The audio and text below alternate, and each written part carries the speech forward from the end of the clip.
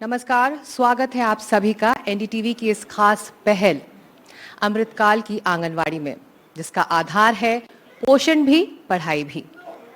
इसका आधार हमारे भविष्य से जुड़ा हुआ है, हमारे बच्चों से जुड़ा हुआ है। मानसिक तौर पर, शारीरिक तौर पर स्वस्थ और सेहतमंद बच्चे, साक्षर बच्चे। कहा जाता है कि अर्ली इयर्स में 5 चरण में संपूर्ण विकास बच्चों का होता है। हम सब जानते हैं शारीरिक विकास उसमें से एक है, मानसिक तौर पर विकसित होना उसमें से एक है, भाषा का विकास और सोशल और इमोशनल स्किल्स और डेवलपमेंट, साथ ही फाइन मोटर स्किल्स। इन सभी मोर्चों पर आंगनवाड़ी में कोशिशें हो रही हैं और कामयाबी भी हासिल हो रही है। तो यही है आज चर्चा का मुद्दा कि हमारा भविष्य कितने बेहतर हाथों में है। और इसी मुद्दे को आगे बढ़ाने के लिए मेरे साथ बेहद खास पैनल इस वक्त यहाँ पर मंच पर मौजूद है। अमनीत कुमार हैं, कमिश्नर और सेक्रेटरी महिला और बाल विकास मंत्रालय हरियाणा सरकार की, आंगनवाड़ी वर्कर। करनाल से आई हैं कविता राणा, आप दोनों का बहुत स्वागत। और साथ ही अजीज गुप्ता, को फाउंडर रॉकेट लर्निंग और पोषण भी पढ़ाई भी पहल से जुड़े हुए हैं। स्वागत है अजीज। और शुभ्रा चैटर्जी, बड़ा नाम, विक्रमशिला वाइस प्रेसिडेंट और डायरेक्टर, साथ ही early childhood care and education task force की सदस्य। आप सभी का स्वागत है। शुभ्रा जी, अगर मैं आपसे शुरू करूं, दुनिया भर में जो 5 साल या उससे कम उम्र के बच्चे हैं, उनमें से 17% भारत में रहते हैं, हमारे बच्चे हैं। और कहा यह जाता है कि इस उम्र में करीब करीब ब्रेन का डेवलपमेंट 85% या 90% तक हो जाता है। ऐसे में हमारी प्राथमिकताएं, हमारी प्रायोरिटीज इन बच्चों के लिए क्या है?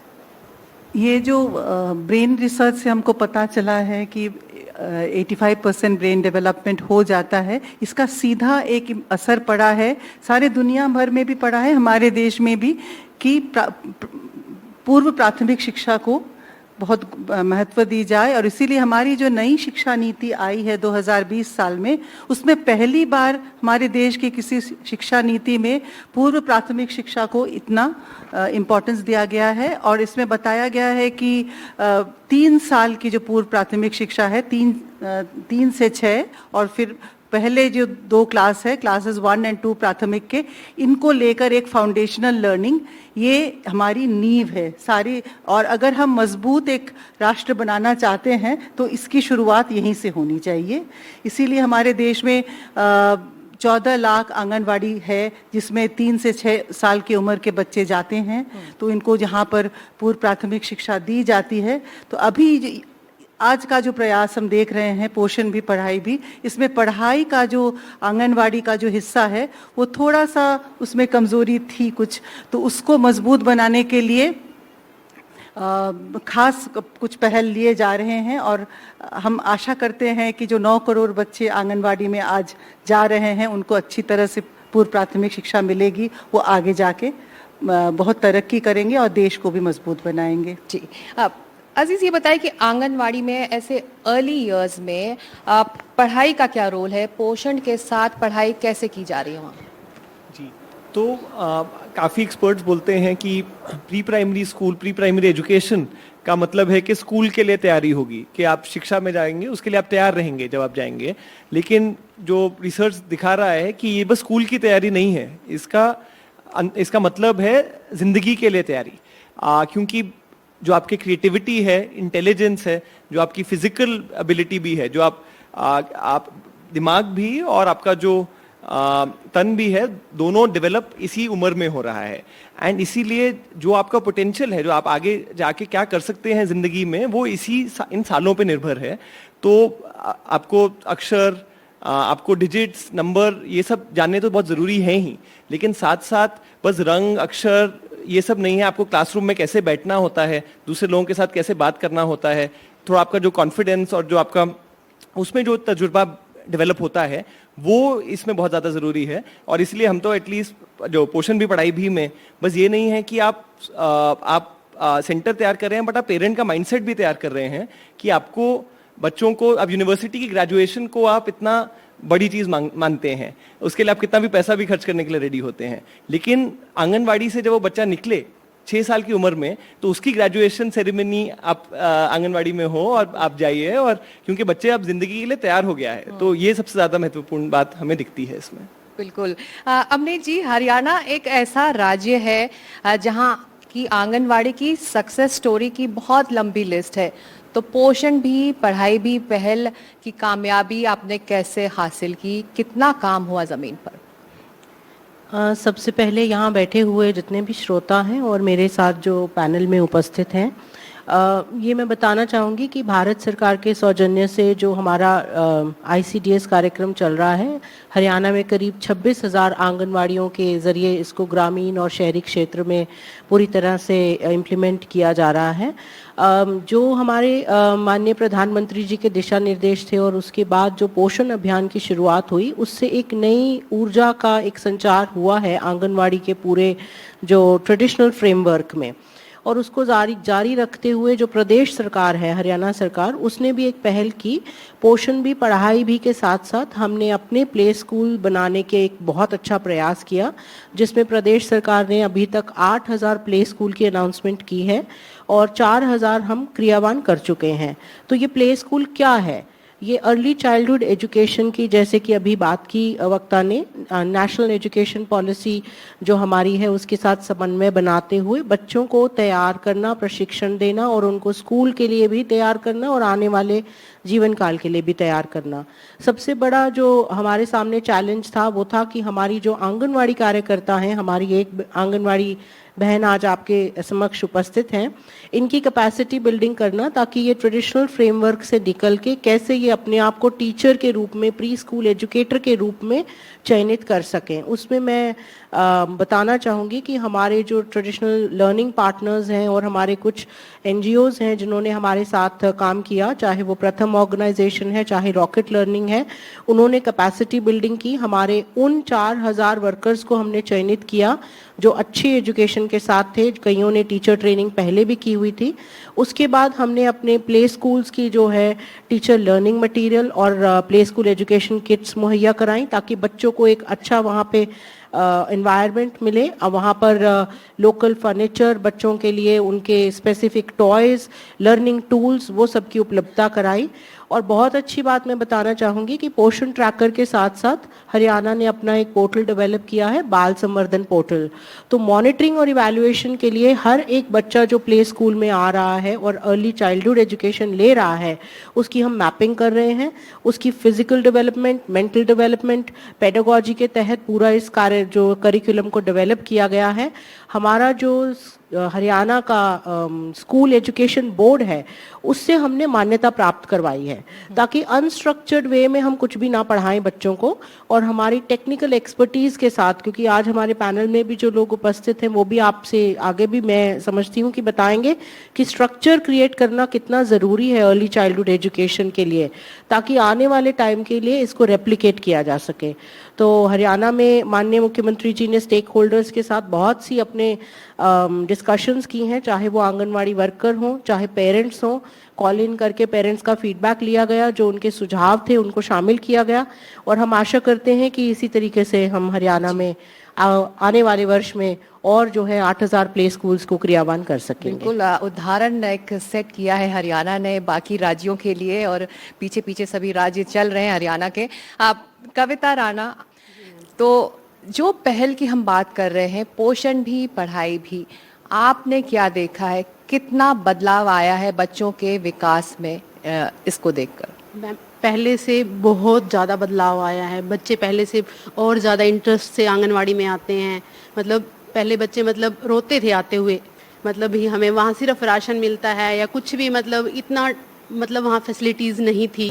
पहले बच्चे इतने इंटरेस्ट से नहीं आते थे। अब पहले से मतलब और ज़्यादा अच्छा हुआ है। टीचिंग लर्निंग मटेरियल की वजह से टॉयज़ हैं, मतलब हमें भी अच्छे से ट्रेन किया गया है। पहले से हम बच्चों को अच्छे से करा पा रहे हैं पहले से।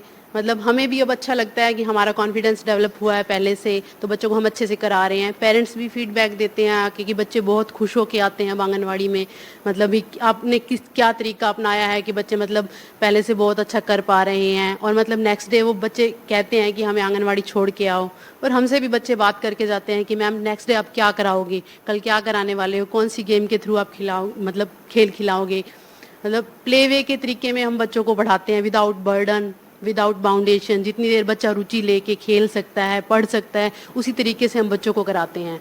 तो एक तरह से जो परसेप्शन था आंगनवाड़ी जी, का वो इस खेल- पहल से बदला है, जी आप मैम। मानती हैं? हाँ जी मैम। बिल्कुल। शुभ्रा जी, बच्चों में 3 साल की उम्र में ही उनके ब्रेन में 1 मिलियन न्यूरल कनेक्शंस हर सेकंड फॉर्म होने लगते हैं। तो ऐसे में जब भरपूर पोषण के साथ पढ़ाई की शुरुआत हो तो क्या फायदे होते हैं? तो थोड़ा शुरू से शुरू करते हैं। जी। एक बच्चा जब जन्म लेता है तो कहा जाता है कि वो 10,000 करोड़ मस्तिष्क कोश को लेकर जन्म लेता है, 10,000 करोड़, एंड आई बिलीव कि it is equal the number of stars in the Milky Way. तो इतना, तो आप सोचिए एक जी। बच्चे में कितनी संभावना है। और जिंदगी के पहले जो 1000 दिन है, फर्स्ट 2 इयर्स में, वो सेकंड में इतने न्यूरल कनेक्शंस बनते हैं। तो इससे न्यूरल कनेक्शंस बनना कब बनता है? न्यूरल कनेक्शन जब कोई सीख होती है। Whenever a child learns something, वो घर में ये मेरी माँ है, ये दूध दे रही है, सारी कुछ उसके सीख है, एंड द चाइल्ड कंस्ट्रक्ट्स सारी दुनिया के बारे में अपनी एक समझ बनाते हैं, ये एब्स्ट्रैक्ट करना सीखता है, बहुत कुछ सीखता है। तो अब आंगनवाड़ी में जाकर भी 6 साल तक हमारी जो ब्रेन डेवलपमेंट की जो स्पीड है वही रहती है, थोड़ा सा कम हो जाता है लेकिन काफ़ी तेज़ रहती है। पहले 2 साल जैसा नहीं रहता है। लेकिन इस समय बच्चों को एक कहा जाता है एक विंडो ऑफ अपॉर्चुनिटी। जी। हाँ, इस समय कुछ चीजों की सीख जैसे होगी वो बाद में जाकर वो खिड़की बंद हो जाएगी, कभी नहीं वैसे होगा। तो इसीलिए मेरे ख्याल से पूर्व प्राथमिक शिक्षा में हमको कुछ फंडामेंटल चीज पर ध्यान देना चाहिए। ABCD क ख ग घ 1 2 3 4 ये पढ़ानी नहीं चाहिए। ये बाद में सीखने के लिए बहुत क्लासेस बाकी है। अभी बच्चा जो है वो कुछ फंडामेंटल चीज़ें सीखता है, नॉलेज प्रोसेसिंग सीखता है। हम लोग सोचते हैं खेल रहा है, लेकिन वो matching, sorting, classification, these are cognitive processing skills. Knowledge को हम इसी से विश्लेषण करना सीखते हैं, आगे जाकर ये सब काम आता है। तो आंगनवाड़ी में जो बच्चे अच्छी तरह से उनको सपोर्ट मिलती है, वो they become very good communicators, they become very good problem solvers, और they are so self confident, उनकी आर्टिकुलेशन बहुत अच्छी होती है, कम्युनिकेशन अच्छी होती है। तो these are the life skills actually जो आंगनवाड़ी में मिलती तो है। ये लाइफ स्किल्स अब बच्चे सीख रहे हैं। लेकिन 8 करोड़, करीब 8 करोड़ अजीज बच्चे हैं जिन तक आंगनवाड़ी के जरिए पहुंचा जा रहा है। ऐसे में आपने क्या देखा है, किस तरह के कॉग्निटिव अचीवमेंट्स बच्चों में देखने को मिल रहे हैं? शुभ्रा जी ने ऑलरेडी कुछ चीज़ें तो बताई हैं, बट जैसे जो कोशिश रहती है कि जो इंडिया का नेशनल करिकुलम फ्रेमवर्क भी बना है नेशनल एजुकेशन पॉलिसी के बाद, अभी हर आंगनबाड़ी में उसके रिलेटेड पढ़ाई की जा रही है खेल के माध्यम से। और जो हम देख रहे हैं खेल, खिलौने, एक्टिविटी के माध्यम से बच्चे कुछ इंपॉर्टेंट स्किल सीख पा रहे हैं। जैसे 6 साल की उम्र तक आपको बेसिक गिनती 10 तक आ जाती है, नहीं आती, अक्षर आपको समझ आ पाते हैं, नहीं आ पाते, तो ये तो है ही। लेकिन और ज़रूरी चीज़ें हैं कि आपने कितने शब्द सुने। ऐसा रिसर्च भी है कि अगर कोई बच्चा गरीब घर में है तो 3 साल की उम्र तक उसने 3 करोड़ शब्द कम सुने होते हैं, अगर कंपेयर करो किसी अच्छे जो थोड़ा ज्यादा घर जहाँ ज्यादा बातचीत माता पिता भी कर रहे हैं या टीचर भी बच्चे से कर रहे हैं। और इसका फर्क पड़ता है आगे जाके आपको कहानी पढ़ने में, समझने में। तो अभी मैं ये भी बोलना चाहूंगा कि कई बार हमें लगता है कि बच्चा जब भी किसी पेरेंट को बोलते हो कि अच्छा आपका बच्चा 5 साल की उम्र में क्या जानता है, तो वो फटाफट 1 to 30, 1 2 3 4 करके 30 तक वो बोल देते हैं। लेकिन ज्यादा जरूरी ये नहीं है कि उसको 1 to 30 आता है, लेकिन उसको बोलते ये क्या है तो वो 3 बोल नहीं पाते। तो ज्यादा जरूरी है कि वो एक्टिविटीज एक दूसरे से करें, समझे, साथ साथ ही वो अक्षर, लेटर्स, सॉर्टिंग, शेप आकार समझना, ये सब जरूरी है। और ये एक और चीज भी बोली जाती है, सोशल इमोशनल स्किल्स। उसके जरिए आप एक दूसरे से कैसे बात कर रहे हैं। आपको अगर कोई काम दिया गया है, आप उसको 3 छोटे छोटे टुकड़ों में करके स्टेप बाय स्टेप कर पा रहे हैं, नहीं कर पा रहे हैं। तो ये सब स्किल्स जो हमें एज एन एडल्ट लगता है कि बहुत आसान है। वैसे तो मैंने बहुत एडल्ट देखे हैं जो ये नहीं कर पाए, कि उनको कोई मुश्किल काम दोगे तो उसको छोटे छोटे चीज़ों में वो नहीं डिवाइड कर पाते। ये स्किल आप बचपन में सीखते हैं और ये बहुत ज़रूरी है in addition to academic skills जो हम सब जानते हैं। जी अवनी जी, हरियाणा के आंगनवाड़ी अब प्ले स्कूल्स, प्री स्कूल से मुकाबला कर रहे हैं, तो क्या ये अपग्रेड आप लोगों के लिए आसान था? आंगनवाड़ी वर्कर्स को एजुकेटर्स बनाना, आंगनवाड़ी में इंफ्रास्ट्रक्चर तैयार करना, कि वो इसके लिए, इस पहल के लिए तैयार हैं? ये एक जर्नी है और अभी जर्नी की शुरुआत हुई है और मैं सबसे पहले धन्यवाद करना चाहूँगी भारत सरकार का, जिन्होंने कॉन्टेक्स्ट सेटिंग की है कि ट्रेडिशनल जो एक प्रारूप था एक आंगनवाड़ी वर्कर के 6 तरीके की सर्विसेज उसने अपने आंगनवाड़ी के द्वारा बच्चों को और माताओं को देनी थी, उससे ऊपर उठ के अब आंगनवाड़ी वर्कर एक और जो है प्रयास कर रही है और बहुत अच्छे तरीके से कर रही है।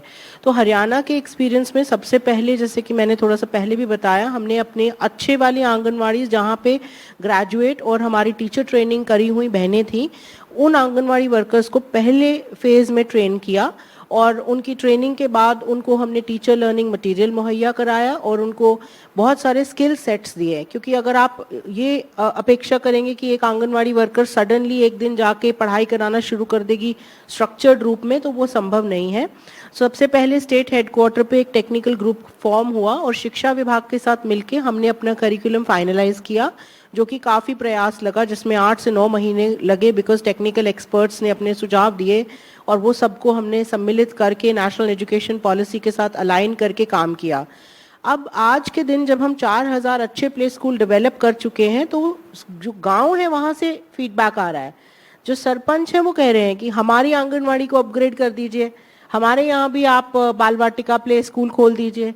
तो एक बहुत अच्छा, उससे एक पेरेंट्स के लिए बहुत अच्छा रुझान बढ़ रहा है। और जब पेरेंट्स के लिए हमने एक शिक्षा चौपाल भी शुरू की है और वो हम जैसे हमारा पोषण भी शिक्षा भी अभियान चलता है, तो उसके साथ पेरेंट्स को इनवाइट करते हैं, जिसमें हम स्कूल रेडीनेस के लिए उनको तैयार करते हैं, उन्होंने बच्चों के लिए क्या क्या तैयारी करनी है कि वो हमारे प्ले स्कूल में शामिल हो सकें, तो उनका इंटरेस्ट जागरूक हो रहा है।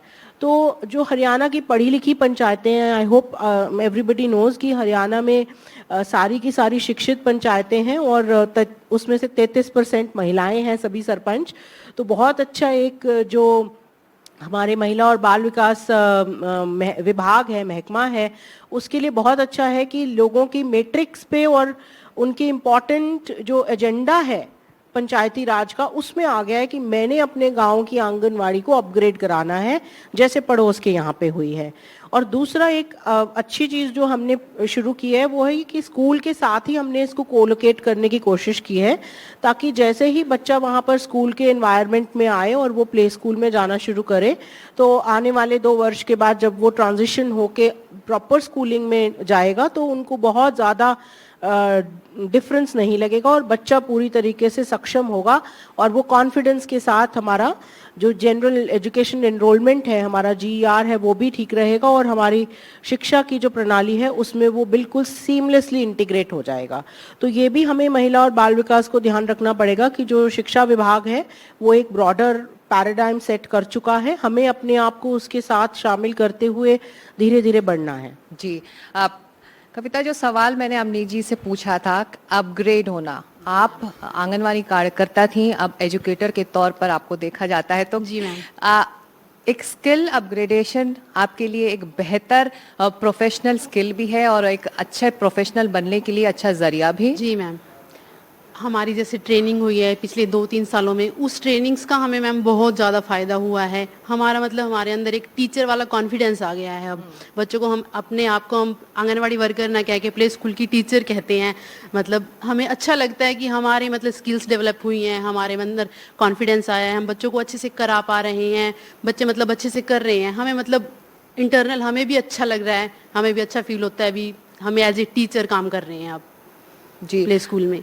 जी, तो शुभ्रा जी, आंगनवाड़ी में जैसे कि अब वर्कर्स एजुकेटर्स हैं, ऐसे में जो कॉग्निटिव स्किल्स हैं, न्यूमरेसी स्किल्स हैं, प्री लिटरेसी स्किल्स हैं, जो आप लोग लगातार कह रहे हैं कि बोलना, सुनना, पढ़ना, लिखना सब साथ साथ चल रहा है पोषण के साथ साथ, तो ऐसे में जो फिजिकल ग्रोथ के साथ जो इमोशनल डेवलपमेंट भी होना चाहिए, उस पर किस तरह से काम हो रहा है आंगनवाड़ी में?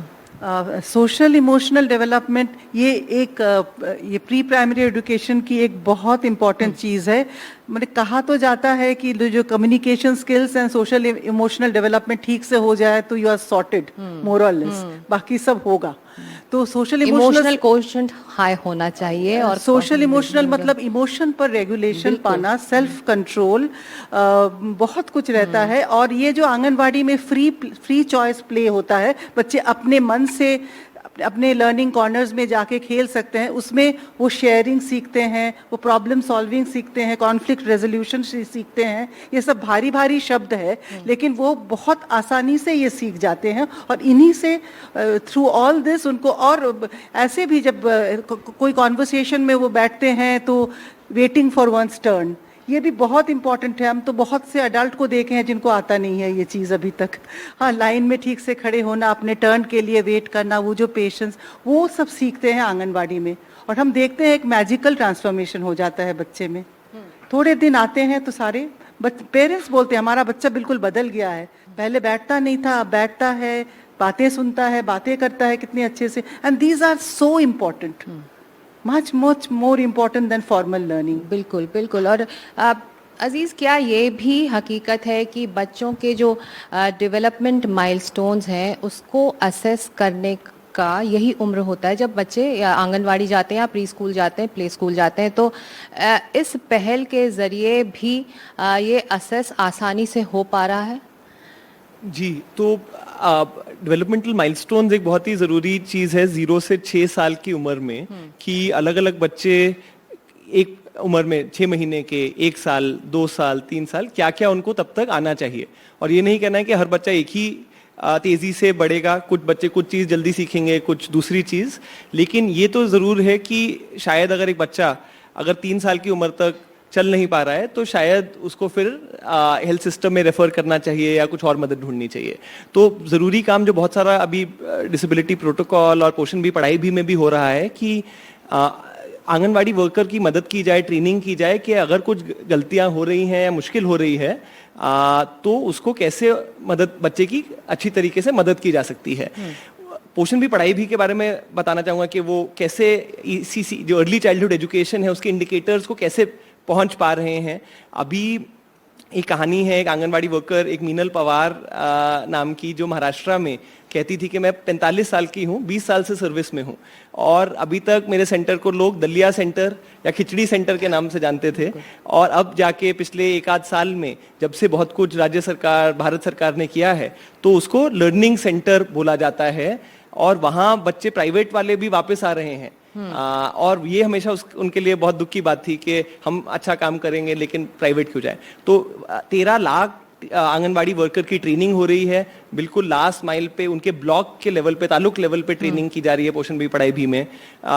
ECC डे जो मैम ने बात की, शिक्षा चौपाल किए जा रहे हैं, toy making, TLM making workshop की जा रही है कि कम्युनिटी समाज मिलके बच्चों के लिए अच्छे स्तर पे टॉयज बना पाए, खिलौने बना पाए। और इससे ये एक मेक इन इंडिया मॉडल है कि भारत में सबसे पहले सबसे बड़ा pre school high quality system कैसे बनाया पा रहा है वो हो रहा है। और ये एक मॉडल है जो मुझे लगता है कि हम पूरे दुनिया में एक्सपोर्ट करेंगे, कि हम बस कुछ चीज वस्तु नहीं एक्सपोर्ट करेंगे, लेकिन ये आइडिया कि समाज में एक बहुत अच्छा प्री स्कूल बन सकता है वो हम आइडिया बना भी रहे हैं और हम आगे जाके एक्सपोर्ट भी जरूर करेंगे।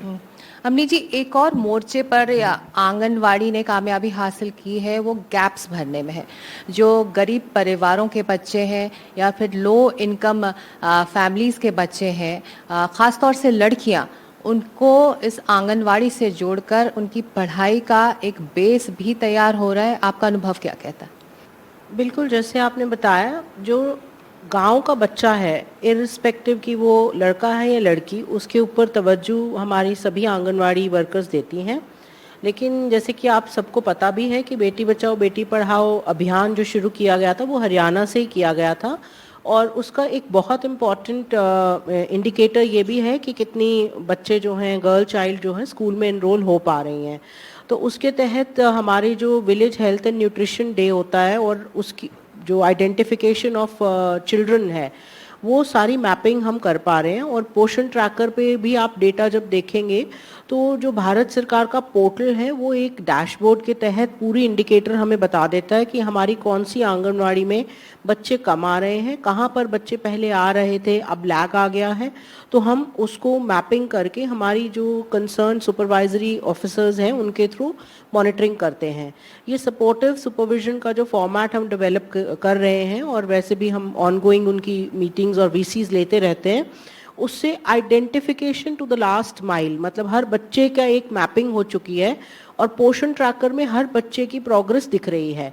और हरियाणा का अपना जो पोर्टल है बाल संवर्धन पोर्टल, उसमें मैं बताना चाहूँगी कि हम हर बच्चे का जो प्रोग्रेस है शिक्षा और उसका मानसिक और फिजिकल डेवलपमेंट है उसको भी मैप करते हैं। तो एक तरीके से जो बच्चा हमारी आंगनवाड़ी में आ रहा है केवल हम उसको नहीं कवर कर रहे उसमें, बाल संवर्धन पोर्टल में हम जो बच्चे हमारे यहाँ नहीं भी आ रहे आंगनवाड़ी में लेकिन वो प्राइवेट प्ले स्कूल में जा रहे हैं, किसी अन्य स्कूल में जा रहे हैं या घर पे हैं, उन सभी की मैपिंग हमने की है। तो एक बहुत बड़ा राज्य सरकार का प्रयास था, क्योंकि अभी तक हम सिर्फ आंगनवाड़ी तक अपने आप को सीमित नहीं रखना चाहते और महिला और बाल विकास डिपार्टमेंट का ओनर्स है कि भाई वो 0 से 6 वाला जो एज ग्रुप बिल्कुल साइलेंट एज ग्रुप है उसको मैप करे और हर बच्चे को हम ट्रैक कर रहे हैं इररिस्पेक्टिव ऑफ द फैक्ट कि वो आंगनवाड़ी में आ पा रहा है या वो कहीं और बाहर शिक्षा ग्रहण करने जा रहा है या घर पे है अपने पेरेंट्स के साथ। तो इसमें गर्ल चाइल्ड का भी एनरोलमेंट बहुत हम फोकस करते हैं और सुनिश्चित करते हैं कि सारे पैरामीटर उसमें पूरे किए जाएं। तो पोषण भी पढ़ाई भी कविता क्या इस गैप को फिल कर पाई है, क्योंकि मुख्य धारा से जो इलाके कटे हुए हैं जिन तक जिस शहरी सुविधाएं हैं वो नहीं पहुंच पाती, जो छोटे बड़े शहरों की सुविधाएं नहीं पहुंच पाती, लेकिन इस पहल ने आपने क्या देखा है, जोड़ा है बच्चों को, परिवारों को उनकी पढ़ाई के लिए? जी मैम, इस पहल से बहुत मतलब शहरों से और गांव को जोड़ा है। मतलब अब इस ऐप के ज़रिए मतलब हमें हर चीज़ की नॉलेज आती है। मतलब जैसे हमारा डिपार्टमेंट हमसे मतलब थोड़े थोड़े दिन के बाद ड्रॉप आउट चिल्ड्रन की रिपोर्ट्स लेते हैं, लड़कियों की भी रिपोर्ट्स लेते हैं। जैसे कोई लड़कियां स्कूल ड्रॉप आउट हो गई हैं 8th में 10th में किसी रीज़न की वजह से, तो हमें हम उनका रीज़न ढूंढ के उनके माता पिता से कांटेक्ट करते हैं। जैसे लड़कियों की मतलब वो लड़कियां भी हमसे कई बार आके कहती हैं कि मैम हमारे पेरेंट्स हमें आगे नहीं पढ़ाना चाहते, क्योंकि हम उन्हीं की कम्युनिटी से होते हैं तो वो हमसे मतलब डायरेक्टली बात कर पाते हैं बिना झिझक के। मतलब उन्हें कोई डर नहीं होता, वो हमारी ही आंगनवाड़ी से निकल के गए होते हैं, हमारे साथ कांटेक्ट होता है उनका, अच्छा मतलब अच्छा टच होता है उनका हमारे साथ। तो वो हमसे मतलब लड़कियां हमसे शेयर करती है कि हमारे पेरेंट्स आगे नहीं पढ़ाना चाह रहे या कुछ डिस्कशन होता है ऐसा, तो हम उनके पेरेंट्स से बात करते हैं। भी अगर अफोर्ड नहीं भी कर पा रहे तो आप गवर्नमेंट स्कूल डाल दीजिए, कुछ मतलब कोई हेल्प सरपंच से, किसी एनजीओ से, कुछ भी मतलब जैसे भी होता है हम उनके लिए भी पूरी कोशिश करते हैं मैम। जी शुभ्रा जी, कविता जी के अनुभव को सुनकर तो ये लग रहा है कि ये एक अच्छा जरिया है आंगनवाड़ी और ख़ास तौर से ये पहल पोषण भी पढ़ाई भी, कि हम जो गैप्स हैं जिस पर हरियाणा सरकार जैसे कि अमनी जी कह रही हैं कि काम हो रहा है, वो गैप्स जल्दी से जल्दी आंगनवाड़ी के जरिए भी फिल हो पाएंगे। हाँ, अगर हमारे देश में सचमुच हम पूर्व प्राथमिक शिक्षा को यूनिवर्सलाइज करना चाहते हैं, हाँ, तो अभी फॉर्मल स्कूल में थोड़ा सा टाइम लगेगा, क्योंकि हमारे जो देश में जो फॉर्मल स्कूल्स में 10% में मुश्किल से ये प्री प्राइमरी सेक्शन है, लेकिन हमारी जो आंगनवाड़ीज है ये 14 लाख है और बहुत विस्तृत है, हर एक गांव में इसकी पहुंच है। तो आंगनवाड़ी की जो पूर्व प्राथमिक शिक्षा है इसको अगर मजबूत बनाया जाए तो इसमें ज़्यादा से ज़्यादा बच्चे बहुत कम समय में उसको फ़ायदा मिलेगा और आगे जाकर इसका हम फल देखेंगे। अच्छा, किस तरह से ये एक फॉर्मल एजुकेशन का बेस अजीज ये बन सकते हैं आगे चलकर? आप कह रहे हैं कि अभी काम भी हो रहा है लेकिन और ज़्यादा आप टास्क फोर्स का हिस्सा है, तो किस तरह से ये और इसमें बच्चों को जोड़ा जा सकता है आंगनवाड़ी के जरिए? आंगनवाड़ी का बहुत बड़ा फायदा है कि वो हर गांव में हर स्तर पे हैं। हर गांव में 2 या 3 आंगनवाड़ी होते हैं और हर 1000 लोगों के यूनिट में आंगनवाड़ी हैं, तो बच्चों को पहुंचना वहाँ बहुत आसान है, छोटे बच्चों को। और वहाँ फिर अच्छी तरह से अगर आंगनवाड़ी का अभी बहुत सारे एफर्ट किए जा रहे हैं, अभी पढ़ाई पे तो बहुत काम हुआ ही है कि ट्रेनिंग होनी चाहिए, वहाँ मटेरियल अच्छे तौर पे होना चाहिए। तो अभी सरकार ने मंत्री जी ने बजट को भी 3 गुना इस साल किया है, तो इस पर बहुत ज़्यादा फोकस किया गया है कि राज्य सरकारों के पास भी वो रिसोर्सेज आने चाहिए और इंफ्रास्ट्रक्चर पे भी और काम किया जा रहा है। तो जैसे बहुत सारे सक्षम आंगनवाड़ी बनाए जा रहे हैं, तो राज्य सरकार ने 2 लाख आंगनवाड़ियों को सक्षम आंगनवाड़ी बनाने का काम चालू रखा है और कई राज्य और ज़्यादा भी अपने तौर पे भी करने की कोशिश कर रहे हैं। तो ये 3 चीज़ें, एक तो आंगनवाड़ी वर्कर बहुत बढ़िया तरीके में ट्रेंड हो, ना कि वो मतलब लेकिन उनको तब भी खेल के माध्यम से पढ़ाने का हो, तो ये दोनों चीजें मिलके हों। दूसरी चीज के इंफ्रास्ट्रक्चर अच्छी तरह से अवेलेबल हो और तीसरा के जो टीचिंग लर्निंग मटेरियल बोला जा रहा है वो हर जगह पे कैसे पहुंच सकता है। तो मुझे लगता है कि लास्ट 1-2 साल में बहुत इतना सारा काम इस चीज पे ऑलरेडी हुआ है NEP के बाद में, कि आंगनबाड़ी को पहली बारी वो दर्जा दिया जा रहा है लर्निंग सेंटर का, और अगले 3 से 4 साल में मुझे लगता है कि इंडिया में पूरा universal high quality pre school system जो हर समाज हर गांव में, समाज के हर कोने में हो, वो साकार हो जाएगा वो सपना। बिल्कुल, आप लोगों को सुनकर तो यही लग रहा है कि पोषण भी, पढ़ाई भी एक बेहतरीन जरिया है बच्चों के संपूर्ण विकास के लिए। शुभकामनाएं आप चारों को, इसी तरह का काम करते रहिए। और इस सेशन में इतना ही, नमस्कार।